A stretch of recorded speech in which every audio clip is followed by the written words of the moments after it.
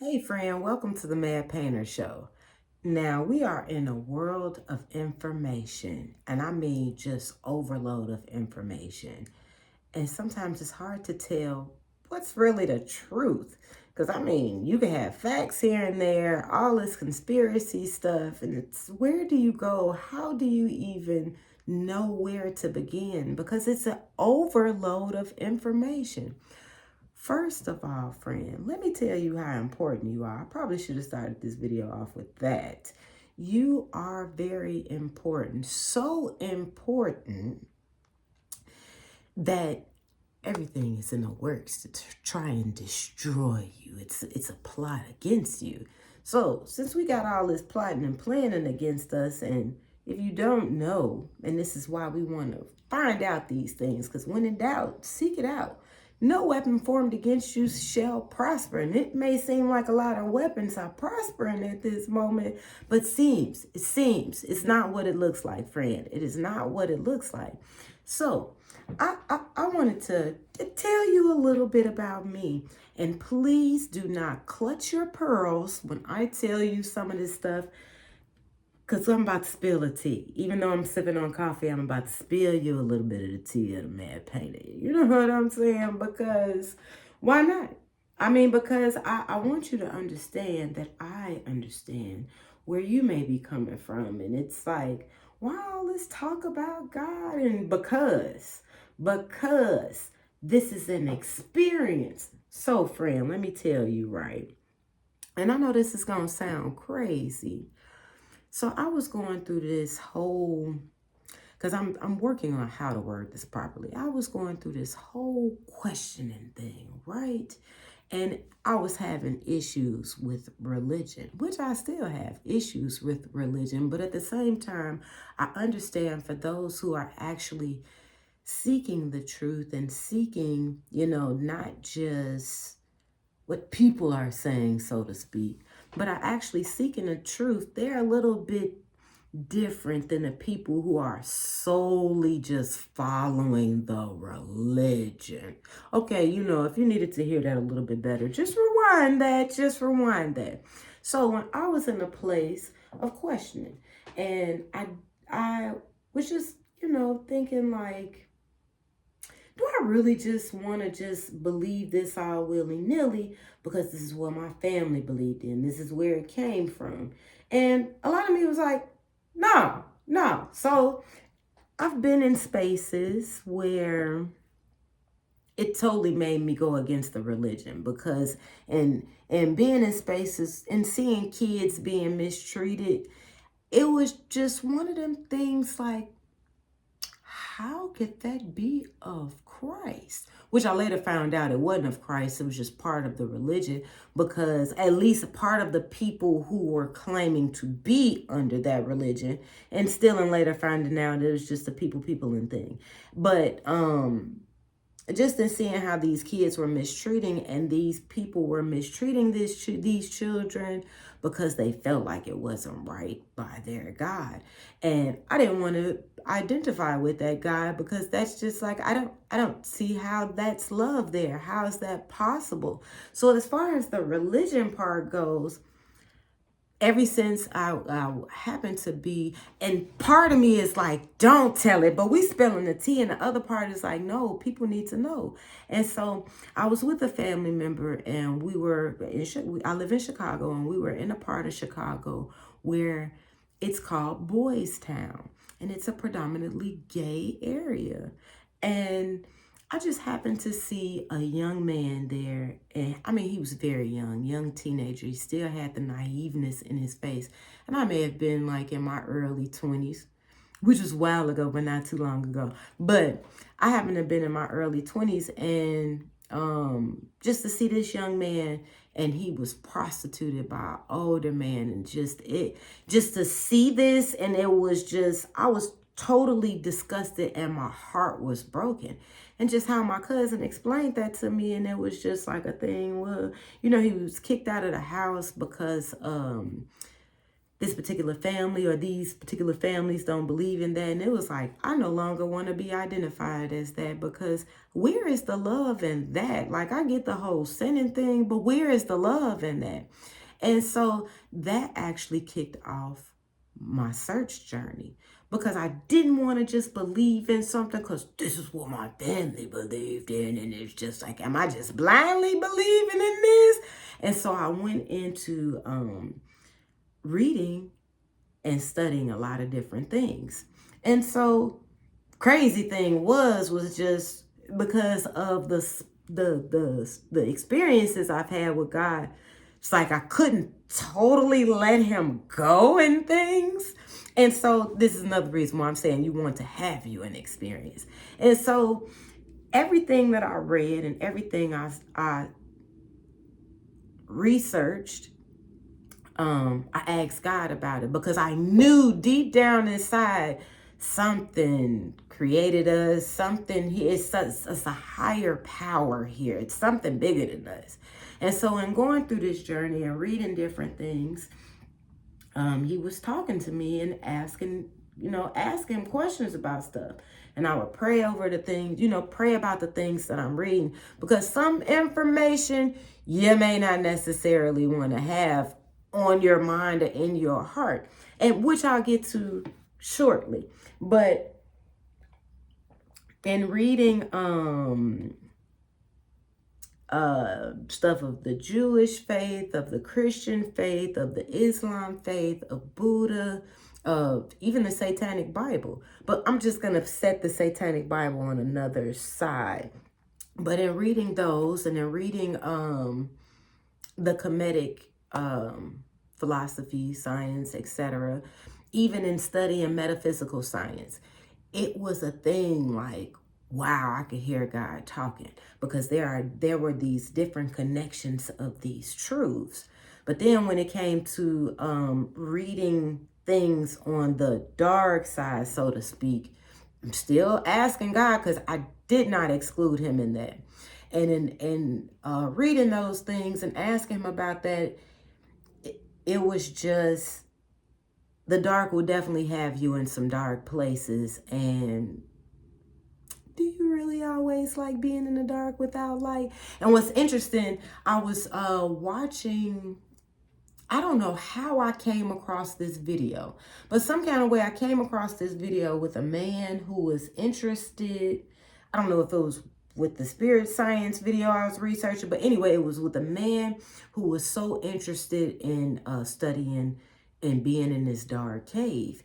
And he wanted to see what the effects were like in being in total darkness, no sunlight, none whatsoever. And he just wanted to see what the effects of that was, and, how he would come out. I forgot how long they said he was up under there. It might have been like close to a month. But after so many days of absolutely no light, he lost track of time. He began hallucinating. And when they brought him back out, it was a thing where he had to basically be rehabilitated back until light. And so it had me really thinking a lot about plants and the things that we eat, like life source, and how light is needed. And there are a lot of things that exist with no light, because the first thing I thought about were the things under the ocean, and there's absolutely no light when you go so far down, and it's super creepy. But the personality, the attitude, the characteristics, it's a total different thing, because there is no light.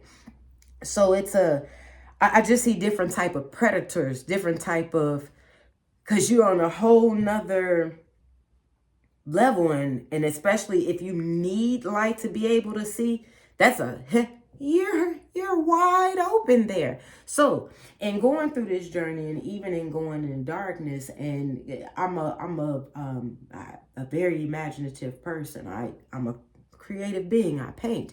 And so in seeing some of this stuff, and like, it took me to places where I definitely wouldn't want to stay there. So in reading things that were connected with God, it brought a type of enlightenment. Like it shifted how you were living, how you were being. Both of them do, but the darkness, it's a difference in them, because it's in this darkness, there is no peace with that. And so in reading some of the stuff, there are some truths in that, but in constantly looking at yourself and looking at things selfishly from a selfish point of view, you'll never be happy. Never be happy. Because when you study the things of desire, the things of the flesh, it's never satisfied. So when you are awaking to that understanding, you'll start to see how you can go all after those things and chase after it all you want to. And even if you get it, you're still going to want more. And so here it is in seeking the things of life, in true enlightenment, not dark enlightenment, but true enlightenment. It takes you to another place. Now, this thing with Jesus, because I asked about that too. I asked about him too. It wasn't just a thing of, I just want to believe this so I won't go to hell. I mean, because an experience in hell on earth, I definitely wouldn't want to die and go to hell. But still, in every day, and I mean, we just be talking on a human sense. We don't know nothing about that. We don't know if it's really going to happen for real or what. We don't know nothing about the afterlife, you know. So it's like they could be telling you anything. So in asking about Christ, and especially in seeing these with Abraham and these three main religions, and in kind of seeking them out and seeing what God is saying from these three different perspectives, it really came to a point like, why are these people fighting? And it's like the religion thing and people who are using holy words or whatever to gain control over people, bending the truth to gain control over people. And then you'll have the other part where you'll have people in these religions actually seeking the creator, the God of these religions, and developing a relationship with that. And they are what make the difference. Like that's what makes the difference, is the relationship. And so in experiencing different people in various religions from love, and especially when I needed someone. So in going through this walk, right, in going through your own life, you've experienced various times where you felt totally alone. And this was like God has always been with me, but it took me to recognize that he's always been with me, and it's up to me to be with him and to be in agreement with this relationship. So before I was like fully down with this, it was a time I felt like I was alone. I was kind of in Chicago by myself. My mother was gone, and I was attending Chicago State. And at the time, it's a few teachers there that I truly adore, but it's one particular teacher. He recognized that I was really having a hard time.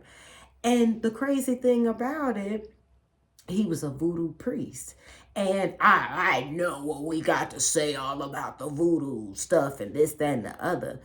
But God has a way of using people. We can't be so stuck on these labels where we're not able to see the real deal. And this is why we want to seek it out. When in doubt, seek it out. And so I was really having some issues. I was really feeling alone, and I was having a hard time in school. I already don't like school, but this particular situation, I was just really having a hard time. And he paid attention to that, and he made me stay after class, and he talked to me and was asking me, well, what's going on? Because I'm paying attention to your grades and this, that, and the other. And he just, I don't even know what happened from there, but I really felt the love. Like I didn't feel like somebody's coming after me, or I didn't feel any of that. I really felt the love there, and he prayed for me, and it was a thing like, it was something that I really needed. And especially, like, I have so much love for that man. And so here it is, we have these different people that are set into your life. I've even, in a previous video, I've mentioned that there was a Muslim young lady when I was attending Northern Illinois University. And I was having a hard time, but she always saw me. She always showed me love. God has a way of using people and speaking to you. So this whole thing with Christ, right? And I've just been analyzing this because my mentors were explaining how the Old Testament is showing God's, it's like an exhibit of God's, the fear of God.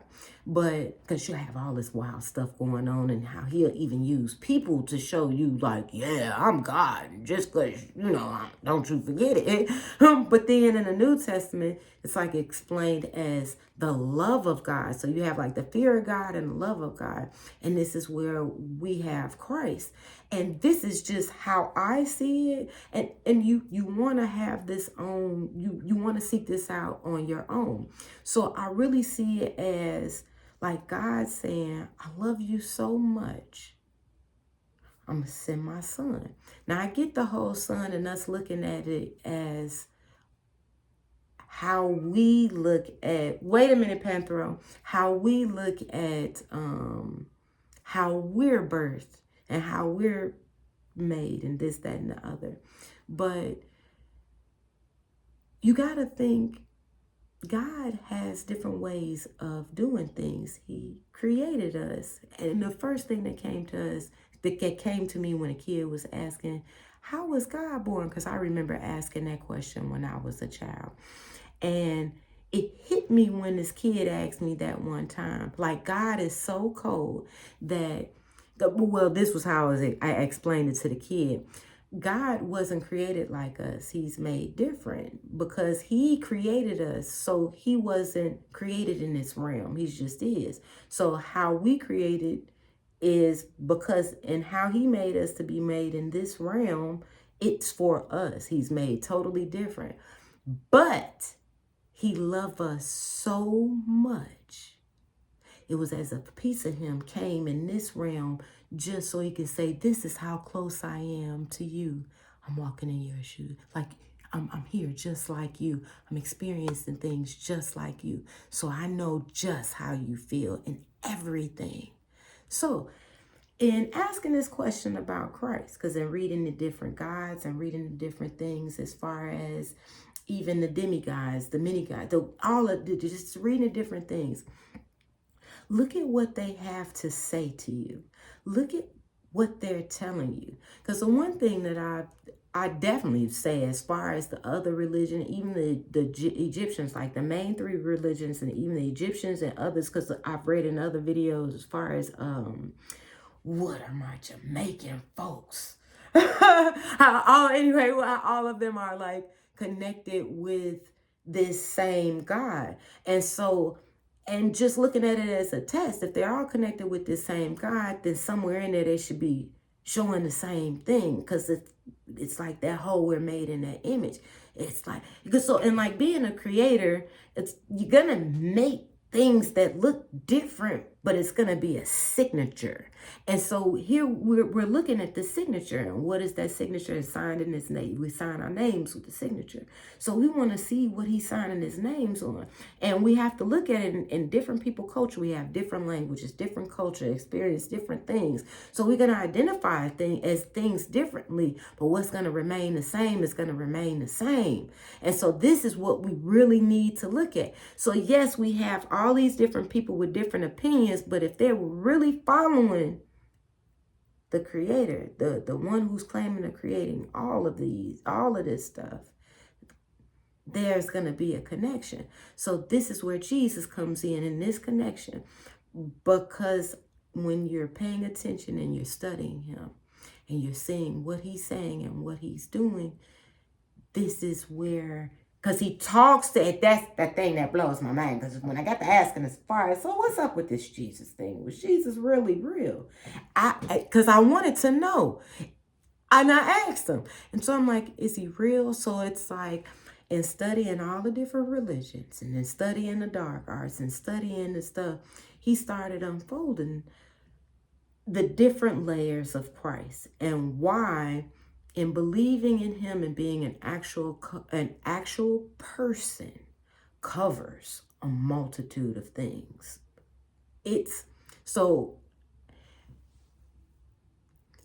in studying this, it's not a thing that I'm asking you to join, and I'm going to be straight up front and extremely blunt with this. I'm not asking anybody to join Christianity because in the story that I spoke earlier, as far as, and I get as far as the sins and with gay, whatever, that's not for me. That's for God. I don't care who it is, what you're doing, what's happening. I encourage you, friend. I encourage you, brother. I encourage you, sister, and niece and nephew. I encourage you. Seek him out, read his word, and see what he says. And when you get to asking questions about him, asking questions about this walk, because this is a love walk. We are to experience this love. It's not just a thing where we're reading it and we're telling people, this is what you're supposed to be because this is what that says. It's like, no, we're reading it because it changes us, because it's showing us that this is what we're supposed to be, because we are living this. We are being it. We are being loved. So friend, you are loved, but now it's up to you to find out that you really are. And I don't want to just keep going on and on about this walk, but it's an everyday thing. I have not stopped learning things about Christ since I asked about it. And I'm not saying this as a thing and, well, look at what I did and just take that and run with it. No, when in doubt, it's okay to be in doubt. I have no problem with you being in doubt. But at the same time, my friend, this is not just a thing where it's information and, it's the best information in the world. No, this is going to be knowledge, wisdom, and understanding. Whatever your gifting is, this is going to bring it out and help it to grow. So along with this journey, I have the gifting of seeing things. Now, before I kind of came along, in fully agreement with this walk, because you'll be in, okay, I see this and it's going strong, and then you might kind of fall off a little bit, and then it's like, oh no, I see the difference. I'm coming back on to the same. And the whole thing with it is that he never leaves you. It's up to you. It's up to you to want to be in this relationship. It's an everyday thing, and it's not now you gonna bow down and pray, else I'm gonna kick your booty. But you're going to find out, no, this is going to be something that you want to do, that you're hungry for, that you're thirsty for. Because when you experience it, when you experience this relationship, this walk, you know love intimately for yourself. And this is what changes everything else. So it's okay to be in doubt, but seek it out. And it's so much information, because stuff is coming to me as I'm telling you this.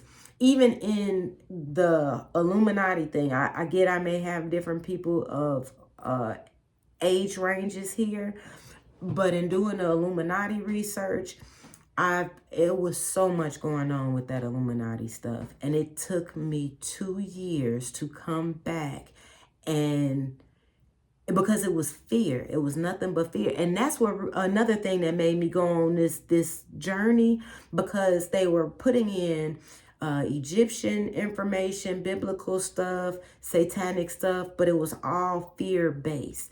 And I got so upset because it took me from my creativity. It stopped me from listening to music. And I mean, there are times where we need to fast. There are times where we need to totally cut off stuff. And there are times when it's like, okay, well, we need to leave that alone for a minute. But when we get ourselves together, okay, it's cool, because now we know how to listen to it. We know how to see it. We know how to think about it and either leave it alone or not. So it's in the Illuminati research, it made me do a lot of in-depth studying because they're half giving you information. And again, it's fear-based. And so we want to look at the information that's given to us and actually seek in depth the truth and not just go based off of these little TikTok videos, these little real quick, so-and-so sold their soul to the devil. And please, my friend, let's give more attention to what's inside of us, because there is a treasure inside of us. And God wants us to know what this is, because all this fear-based information, all of this stuff is to get you distracted. So get to a point where you're recognizing what's distracting you, the things that you are interested in. Start studying that stuff out. Even if you're, I don't know about this whole God thing, my family wasn't like that, research it. When in doubt, seek it out. So let's not just believe what these people are saying at face value, especially if it has you feeling afraid. But this is a love thing, baby. This is a love thing. Because it's not, how you going to love something that you're afraid of? And and knowing the difference in that fear when it comes to God, because it's a whole bunch of fear knots in the Bible, and still knowing, having that respect things. Think of that loving parent. And if you don't know that loving parent, God is like, hey, I'm willing and able to show it to you. So, my friend, seek it out. When in doubt, seek it out. I love you. God loves you even more. I don't care what this situation is looking like, what it seems like you're lacking. Don't even look at it. Don't look at it. Don't look at it. Give it to God. Ask him. Talk to him about it. Ask him about it. And the other part of it is seek it out and see what he has to say, because when you seek his truths out, that's what's going to give you the confidence. That's what's going to give you something to stand on. That's what's going to give you the, hey, my child, you are not alone. Until next time, my friends, like, share, and subscribe. God loves you. Please, please know that. When in doubt, seek it out.